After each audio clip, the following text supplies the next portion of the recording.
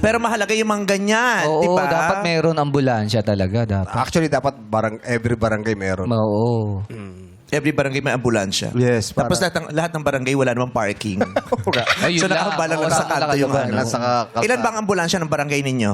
3 po. Nasakyan mo na? Yes po, lahat po. Nasakyan mo na? Ikaw yung pasyente? Kami po yung medic. Ay, siya yung medic eh. Sila yung sumasok. O kunyari sumisikip ang ano ko, sumisikip ang dibdib ko, anong first aid ang i-apply mo sa akin? Sikip ng dibdib ko. Ay, applyan po kita ng oxygen.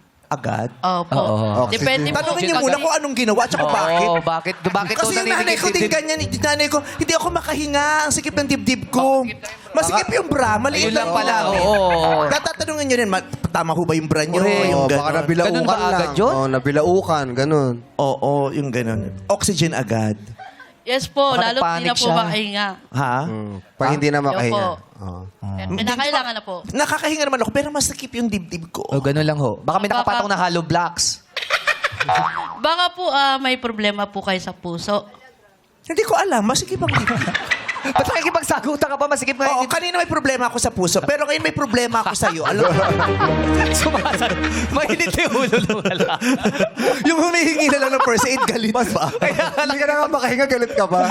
hindi, pero dapat sila, mahaba ang pasensya. Yes, Kasi dapat. usually, yung may mga nararamdaman, maiinit ang ulo. Oo, masusungit. Lalo na kung lalagyan ng suwero. Ayoko na, masakit yan! Oo, wag na Tawagin niyo yung mga anak ko! Oo, ganyan na.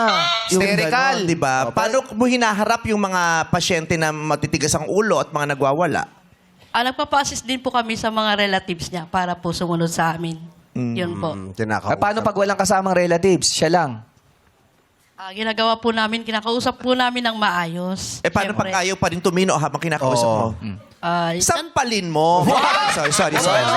Minsan kasi nadadaan lang. Hay! Ganun. Papelikula. Hindi na nga makahinga Paspasan, no? Oo.